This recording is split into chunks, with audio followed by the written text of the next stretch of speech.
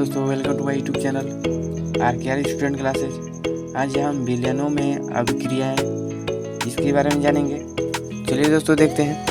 किसी बिलियन में 1 लीटर में उपस्थित विलेय की ग्राम में मात्रा बिलियन की ग्राम प्रति लीटर में सांद्रता कहलाती है। जानेंगे तो किसी बिलियन की सांद्रता अथवा उसके दिए गए आयतन में उपस्थित पदार्थ की मात्रा निम्नलिखित रूपों में व्यक्त की जाती है। तो यहाँ तो सांद्रता हमें समझ में आ गई। 1 बिलियन के 1 लीटर में उपस्थित विलेय की मात्रा, जो विलेय की जितनी मात्रा है उसी को विलेय की मात्रा को बिलियन की ग्राम प्रति लीटर में सांद्रता कहलाती है। जितना विलेय की मात्रा होगी, विलेय की जितना मात्रा होगा उतना सांद्रता होगा। तो यहाँ पे उसी के बारे में अलग अलग मात्रक हैं और अलग अलग डिफिनीशन है। अलग अलग तरीके से विलेय की संख्या और विलायक और विलेय निकाला जाता है। तो इसके लिए अलग अलग फार्मूले हैं, तो उनके बारे में हम यहाँ पे एक एक करके जानेंगे। तो पहला है द्रव्यमान प्रतिशतता। तो यहाँ पे बताया है मास परसेंटेज। तो 100 ग्राम बिलियन में उपस्थित है, 100 ग्राम बिलियन में उपस्थित विलेय के ग्रामों की संख्या, और यहाँ पे दिया गया है विलेय के ग्रामों की संख्या, विलेय के ग्रामों की संख्या बिलियन की द्रव्यमान प्रतिशतता कहलाती है। तो यहाँ पे सूत्र बनाया गया है द्रव्यमान प्रतिशतता निकालने के लिए विलेय की ग्राम में मात्रा गुणे 100 बट्टे में बिलियन का कुल द्रव्यमान, और यहाँ पे बिलियन को तोड़ दिया है। तो विलेय ग्राम में मात्रा, और जो विलेय है, जो बिलियन में घुला है विलेय, उसकी कितनी मात्रा है और उससे 100 में गुणा करके, और विलेय प्लस विलायक की ग्राम में मात्रा। फिर से यहाँ पे विलेय और विलायक मतलब कि बिलियन की पूरी मात्रा से भाग कर देंगे तो द्रव्यमान प्रतिशतता निकल जाएगा। यहाँ पे एग्जाम्पल लिया गया है। तो चलिए हम यहाँ पे डायरेक्ट आयतन प्रतिशतता के बारे में जानेंगे। तो जहाँ उदाहरण से ज़्यादा समय बर्बाद होगा, तो यहाँ पे हम आयतन प्रतिशतता के बारे में जानते हैं। 100 मिलीलीटर बिलियन में उपस्थित विलेय के मिलीलीटरों में की संख्या बिलियन की आयतन बटा आयतन प्रतिशतता कहलाती है। बिलियन की आयतन बटा आयतन प्रतिशतता कहलाती है। तो यहाँ पे जो विलेय की मात्रा है, 100 ग्राम बिलियन है, उसमें विलेय की कितनी मात्रा है मिलीलीटर में, मिलीलीटर में एमएल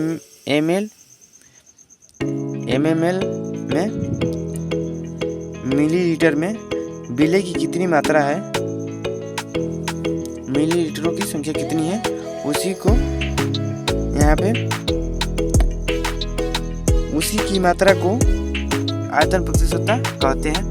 तो यहाँ पे आयतन प्रतिशतता निकालने के नियम है, फार्मूला बनाया है विलेय का आयतन ml में मिलीलीटर में गुणे 100 बटा विलेय का आयतन।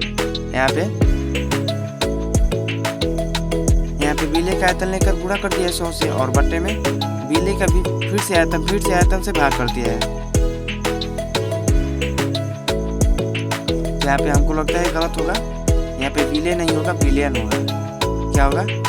बिलियन होगा। जो देखिए यहाँ पे तोड़ा है विलेय प्लस विलायक, तो यहाँ पे बिलियन होगा तभी होगा, ये गलत है। यहाँ पे बिलियन होगा, तो बिलियन के तोड़ेंगे तो विलेय प्लस विलायक का आयतन एमएल में मिलीलीटर में। तो यहाँ पर भी एग्जाम्पल लेकर समझाया गया है। तो एग्जाम्पल आप लोग स्वयं समझ लीजिएगा, फार्मूले पर रखकर, फार्मूला बेस्ड है। तो यहाँ पे तीसरा दिया गया है, और तीसरे के बारे में जानेंगे।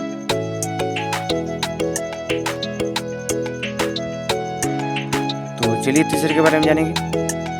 द्रव्यमान या आयतन प्रतिशतता, वेट या वैल्यू परसेंटेज।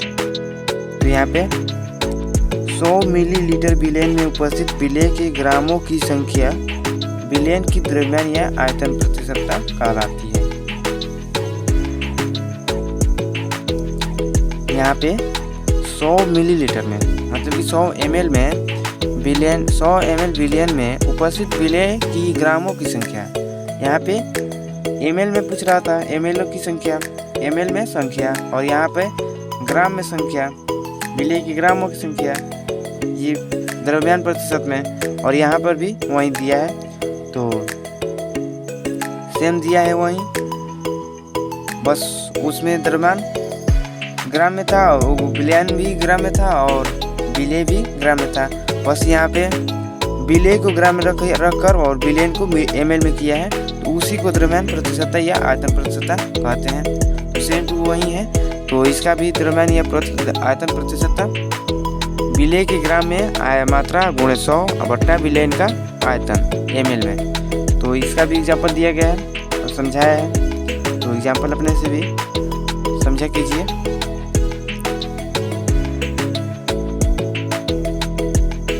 और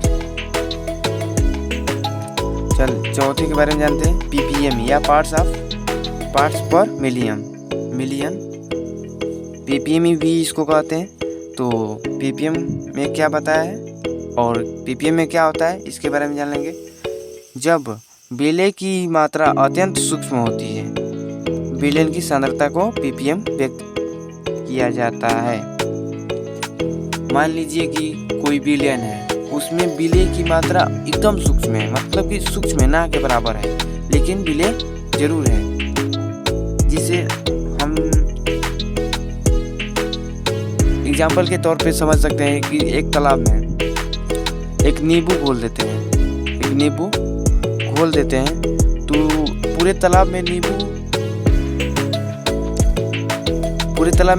की मात्रा कितनी होगी, और नींबू विलयन में पूरे तालाब में विलेय कितना होगा, सूक्ष्म होगा, मतलब कि बहुत ही छोटा, मतलब कि बहुत ना के बराबर, उसमें पता भी नहीं चलेगा।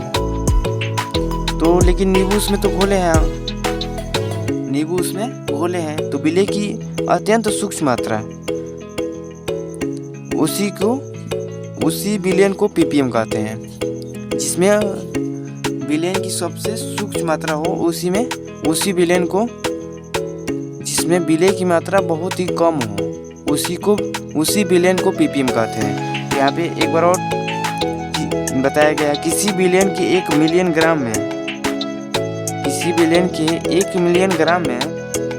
उपस्थित विलेय की ग्रामों की संख्या उसकी ppm में सांद्रता कहलाती है।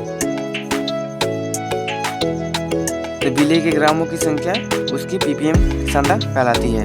तो चलिए यहाँ पे ppm में सांद्रता ज्ञात किया है, तो विलेय की ग्राम में मात्रा, जो हम यहाँ पे एग्जाम्पल लिए थे नींबू वाला, तो नींबू कितना मात्रा है, नींबू की ग्राम में मात्रा कितना है, और उसमें 1 मिलियन से गुणा कर देंगे, और बट्टा विलयन की ग्राम में मात्रा, जो विलयन की पूरी मात्रा है उससे भाग कर देंगे, तो ppm में सांद्रता ज्ञात हो जाएगी। यहाँ पे एग्जाम्पल दिया गया है 10 ppm क्लोरोफॉर्म में, का अर्थ है 10 की मिलियन की 10 के घात 6 ग्राम में 10 ग्राम क्लोरोफॉर्म विलेय है। तो यहाँ पे एग्जाम्पल दिया गया और यहाँ पे फॉर्मूले पर रखकर निकाल लेंगे। चलिए दोस्तों, यहाँ पे मोलारिटी,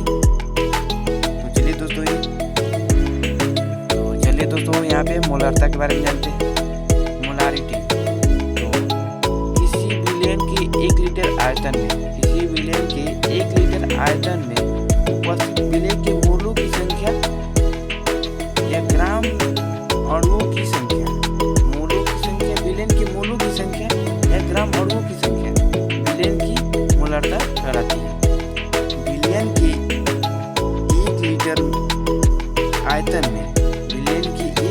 आयतन में विलेय की मोलों की संख्या कितनी उपस्थित है या कितनी है, विलेय की मोलों की संख्या कितनी है, मोलों की जो विलेय उसमें है उसकी मोलों की संख्या कितनी है, उसी को मोलारता या मोलारिटी कहते हैं।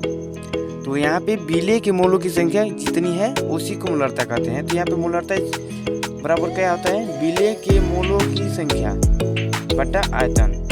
वहाँ पे 1 लीटर विलयन में पर लीटर आयतन में कितने जितने विलेय के मूलों की संख्या है, जो विलेय की मात्रा है उसमें मोलों की संख्या, विलेय के मोलों की संख्या कितनी है उसी को मोलरता कहते हैं। तो यहाँ पे उदाहरण लेकर समझाया है कि यदि 1 लीटर जलीय विलयन में 20 ग्राम NaOH, जो विलयन है 20 ग्राम, उसका अणुभार 40 गुना हो तो उस विलयन की मोलरता m/2 अणु मात्रा अणुभार होगी। तो यहाँ पे मोलरता पूछ रहा है। तो यहाँ पे गणितीय रूप में मोलरता को निम्न सूत्र से ज्ञात किया जाता है।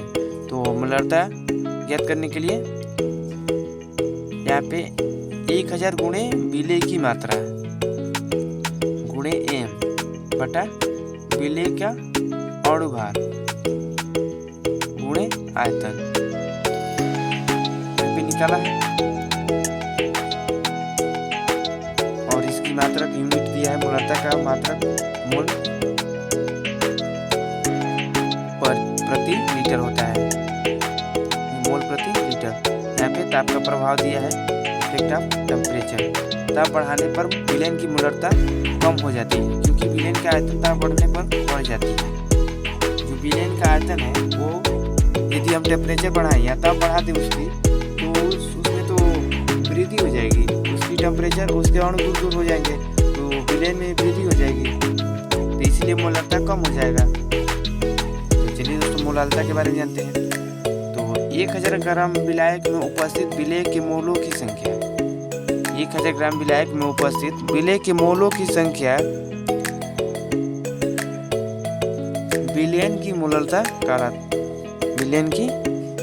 मोलरता कहते हैं। इसे m से प्रदर्शित करते हैं। तो यहाँ पे जो विलेय के मोलों की संख्या है ग्राम अणुओं की संख्या में होगी। तो यहाँ पे जो 1000 ग्राम विलायक है, विलयन किसे कहते हैं? विलयन में जिसकी मात्रा अधिक होती है, विलयन में जिसकी मात्रा अधिक होती है उसे ही विलायक कहते हैं, और जिसकी मात्रा कम होती है उसे विलेय कहते हैं। 1000 ग्राम विलायक में उपस्थित विलेय के मोलों की संख्या, यहाँ पे सीधे 1000 ग्राम ले लिया है, तो मोलरता में 1000 ग्राम विलायक लेते हैं, उसमें विलेय के मोलों की संख्या को ज्ञात करते हैं, तो उसे मोलरता कहते हैं। तो विलयन की मोलरता ज्ञात करने के लिए 1000 ग्राम 1000 गुणे विलेय के मोलों की संख्या बटा विलायक की मात्रा। तो यहाँ पे दिया है विलयन की मोलरता, तो 1000 गुणे विलयन के मोलों की संख्या बटा विलायक की मात्रा। तो यहाँ पे तोड़ दिया है, विलेय के मोलों की संख्या को यहाँ पे तोड़कर लिखा है 100 गुणे विलेय की मात्रा। यहाँ पे विलेय के मोलों की संख्या था, यहाँ पे विलेय की मात्रा बटा अणुभार। तो विलेय के मोलों की संख्या बटा विलेय की मोलों की संख्या इक्वल टू होता है विलेय की मात्रा बटा अणुभार। तो यहाँ पे तोड़ दिया है विलेय के मोलों की संख्या को, तो विलेय की मात्रा बटा अणुभार गुणे विलायक की मात्रा हो गया है। यहाँ पे एग्जाम्पल दिया है, तो एग्जाम्पल को अपने से ही समझ सकते हैं। चलिए इस आगे चलते हैं। चलिए दोस्तों यहाँ पे मोल प्रभाज के बारे में जानते हैं, मोल फ्रैक्शन। तो किसी विलयन में उपस्थित विलेय या विलायक के मोलों की संख्या, किसी विलयन में उपस्थित विलेय या विलायक के मोलों की संख्या और विलयन में उपस्थित मोलों की कुल संख्या के अनुपात को, विलेय और विलायक के मोलों की संख्या और विलयन में उपस्थित मोलों की कुल संख्या के अनुपात को विलेय या विलायक का मोल प्रभाज कहते हैं। एक बार और ध्यान से देखेंगे, जो यहाँ पे मोल प्रभाज में क्या कर रहा है, मोल फ्रैक्शन। तो किसी विलयन में उपस्थित एक कोई विलयन होगा जिसमें विलेय या विलायक, या तो विलेय होगा या विलायक की मोलों की संख्या, यहाँ पे किसी एक को लेंगे, या विलायक को लेंगे या विलेय को लेंगे। तो किसी एक की संख्या, मोलों की संख्या और विलयन में उपस्थित कुल मोलों की संख्या, विलयन में उपस्थित कुल मोलों की संख्या के अनुपात को विलेय या विलायक का मोल प्रभाज कहते हैं। तो जो यहाँ पे हम विलेय लेंगे उसी का मोल प्रभाज कहेंगे। यदि यहाँ पे विलेय के मोल की संख्या लेंगे तो यहाँ पर विलेय का मोल प्रभाज कहेंगे। यदि यहाँ पे विलायक के मोलों की संख्या लेंगे और बटा कुल आयतन, मतलब कुल विलयन के मोलों की संख्या, जो विलयन में कुल मोलों की संख्या है उसके अनुपात को यदि विलायक का लेंगे तो विलायक का मोल प्रभाज कहेंगे, और विलेय का लेंगे तो विलेय का मोल प्रभाज कहेंगे। तो यहाँ पे विलेय और विलाय को मान लेंगे x1 और x2। तो चलिए विलेय का मूल प्रभाज ज्ञात करने के लिए यहाँ पे बताया है। तो चलिए देखते हैं। यहाँ पे मान लिया है एक एक करके अभी बताया थे। विलेय और विलाय को अलग अलग मान लेंगे। विलेय का मूल प्रभाज x1 और विलाय का मूल प्रभाज x2 प्रदर्शित करते हैं। तो यहाँ पे मूल प्रभाज निकालने के लिए तो मान लिया कि विलेय तथा विलाय के मूलों की संख्या क्रमशः n तथा कैपिटल n है। और यहाँ पे विलेय की मूलों की संख्या स्मॉल n है और विलाय के मूलों की संख्या कैपिटल n है। तो चलिए यहाँ पे देखते हैं। देखिए एक एक करके निकाला है। विलेय का मूल प्रभाज x1 यहाँ पे मान रखा। तो विलेय का मूल प्रभाज तो यहाँ पे केवल जब विलेय का मूल प्रभाज निकालेंगे तो विलेय के मूलों की संख्या लेंगे और बटे में कुल विलेयन में उपस्थित मूलों की संख्या। तो कुल विलेयन में उपस्थित मूलों की संख्या क्या हो जाएगी? विलेय के मूलों की संख्या प्लस विलाय के मूलों की संख्या। और तो यहाँ पे विलेय के मूलों की संख्या को क्या माने थे? स्मॉल n और विलाय के मूलों की संख्या को कैपिटल N माने थे। और विलेय के मूलों की संख्या को स्मॉल n माने ही थे। तो मूल प्रभाज विलेय के मूल प्रभाज को x1 माने थे। तो यहाँ पे विलेय का मूल प्रभाज हो जाएगा स्मॉल n बट्टा small n plus capital N। तो यहाँ पे विलेय का मूल प्रभाज यहाँ पे इस सूत्र से हम निकाल लेंगे। और यहाँ पे विलाय को माने थे। विलाय को क्या माना था? विलाय का मूल प्रभाज x2। तो यहाँ पे इसी सूत्र को रखेंगे। तो विलेय जो यहाँ पे विलेय है उसको विलाय कर लेंगे। तो विलाय का मूलों की संख्या तो विलाय के मूलों की संख्या को क्या माने थे हम? कैपिटल N और बट्टे में विलेयन की कुल मूलों की संख्या। तो कुल मूलों की संख्या क्या होगी विलेयन के? तो विलेय की और विलाय के मूलों की संख्या का योग होगा। तो ये विलेय का हो गया ये मूलों की संख्या और विलाय का हो गया। तो ये दोनों का योग है। योग को हो गया तो विलेय के मूलों की संख्या हो गया। तो इसी तरह से विलाय का मूल प्रभाज निकल गया। और यहाँ पे मूलों की संख्या इक्वल टू आप जानते हैं क्या होता है? वो विलेय की मात्रा बटा विलेय का अनुभार। और यहाँ पे विलाय का बताया है मूलों की संख्या बता विलाय की मात्रा बटा विलाय का अनुभार। तो आई होप कि ये सब आपको समझ में आएगा। विलेय का मूल प्रभाज और विलाय का मूल प्रभाज ये है। यहाँ पे सूत्र को रख दिया है मूलों की संख्या को तोड़ कर। तो यहाँ पे n इक्वल टू क्या हो जाएगा? वेट बट्टे में मास अनुभार। तो ये x1 का हो गया, ये x1 का हो गया और ये x2 का, मतलब कि ये विलेय का हो गया मूल प्रभाज और ये x2 का मूल प्रभाज मतलब कि विलाय का मूल प्रभाज हो गया। तो आई होप कि ये वीडियो आपको अवश्य समझ में आएगा। तो thank you for watching video. और आई होप कि आप इसको रिवीजन जरूर करेंगे। Thank you.